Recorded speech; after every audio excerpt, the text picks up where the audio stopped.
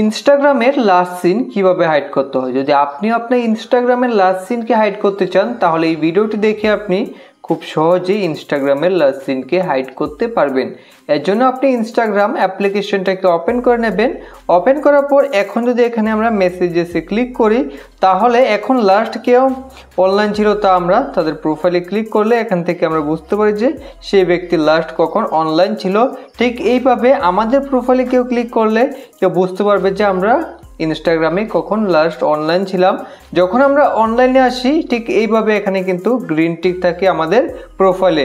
যদি আপনি আপনার ইনস্টাগ্রামের লাস্ট সিন ও অনলাইন স্ট্যাটাসকে হাইড করে রাখতে চান যাতে অনলাইন আসলে কেউ বুঝতে না পারে বা আপনি লাস্ট কখন অনলাইন ছিলেন তা কেউ বুঝতে না পারে, তাহলে এই ভিডিওটি দেখে আপনি একটা সেটিংস করে আপনার লাস্ট সিনকে আপনি হাইড করে রাখতে পারবেন।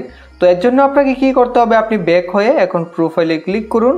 প্রোফাইলে ক্লিক করে এখন এখান থেকে আপনি থ্রি লাইনে ক্লিক করে দেবেন। তার আগে আপনারা আমাদের চ্যানেলে প্রথম হলে সাবস্ক্রাইব করে অল নোটিফিকেশন অন করে দেবেন।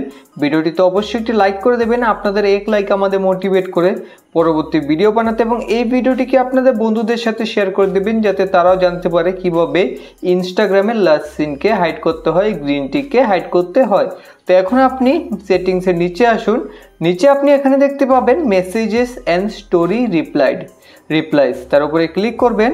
ক্লিক করার পর এখন এখান থেকে who can see your online, তার নিচে দেখুন শো অ্যাক্টিভিটি স্ট্যাটাস, এই অপশনে ক্লিক করুন। এখন এখান থেকে আপনারা এই সেটিংসকে বন্ধ করে দিন।